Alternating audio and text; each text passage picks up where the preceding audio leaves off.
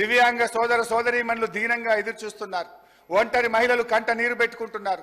వితంతువులు, డయాలిసిస్ పేషెంట్లు, బోధకాలు బాధితులు, నేతన్నలు, గీతన్నలు 4000 పింఛన్ ఎప్పుడొస్తుందా అని కళ్ళు కాయలు చేసుకొని చూస్తున్నారు అధ్యక్ష. ఇవాళ పరిస్థితి ఏంటంటే అధ్యక్ష, 4000 మాట దేవుడెరుగు, ఆ ఇచ్చే 2000 కూడా చక్కగా వస్తలేదు అధ్యక్ష. అధ్యక్ష, మే నెల పెన్షన్, జూన్ నెల పెన్షన్, 2 నెలల పెన్షన్ ఈ రోజు వరకు పెండింగ్ ఉన్నది. ఇవాళ 27వ తారీఖు అధ్యక్ష.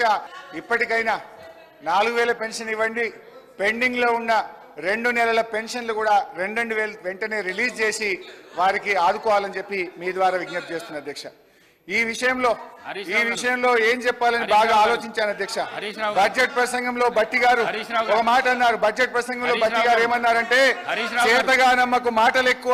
వీళ్ళ ప్రభుత్వ హయాంలోనే జూలై నెలలో ఇవ్వాల్సినటువంటి పెన్షన్ 2020 జూలైలో ఇవ్వాల్సినటువంటి పెన్షన్ ఇవ్వకుండా ఆగస్టు నెలలో ఇచ్చిర్రు.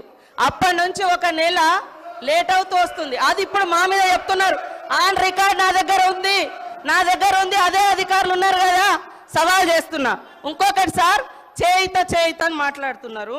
వీళ్ళు 2018లో ఎలక్షన్ మేనిఫెస్టోలో మేము 65 సంవత్సరాలను 57 సంవత్సరాలకు తగ్గించి అందరికీ పెన్షన్స్ ఇస్తామన్నారు. 3.5 ఏళ్ల తర్వాత 57 సంవత్సరాలకు పెన్షన్ ఇచ్చారు. అదే కాకుండా వీళ్ళ హయాంలో డబల్ పెన్షన్స్ తీసుకున్నటువంటి వాళ్ళు, సర్వీస్లో ఉండి సర్వీస్ మూలంగా వచ్చేటువంటి పెన్షన్ 24,000 30,000 తీసుకునేటువంటి వాళ్ళకు కూడా ఈ 2000 పెన్షన్ వర్తింపజేసాం దాదాపుగా 5,000 మందికి. అదే కాకుండా ఒక కార్పొరేషన్ చైర్మన్గా ఉంటూ కూడా చైర్మన్గా వచ్చే అలవెన్సులు తీసుకుంటూ ఈ 6,000 పెన్షన్స్ కూడా ఉన్నాయి. ఇవన్నీ నేను నిరూపిస్తా. మరి ఇలాంటివన్నీ మేము సరి చేస్తూ ఉన్నాం. మీరు అద్భుతంగా అబద్ధాలను మా మీద ప్రచారం చేసి మీ సంవత్సరం మీరున్నప్పుడు కూడా 31వ తారీఖు 20వ తారీఖు 16 27 అట్లా ఇచ్చిన మొత్తం 2014 నుంచి డాటా మొత్తం నా దగ్గర ఉంది. మీరు చెప్పటే కరెక్ట్ అని చెప్పి మిగతా వాళ్ళంతా తప్పు, మేము తప్ప ఈ దేశాన్ని పరిపాలించటం లేరు, అందరు తప్పులు అనేటువంటి విధంగా మాట్లాడడం సరైనది కాదు.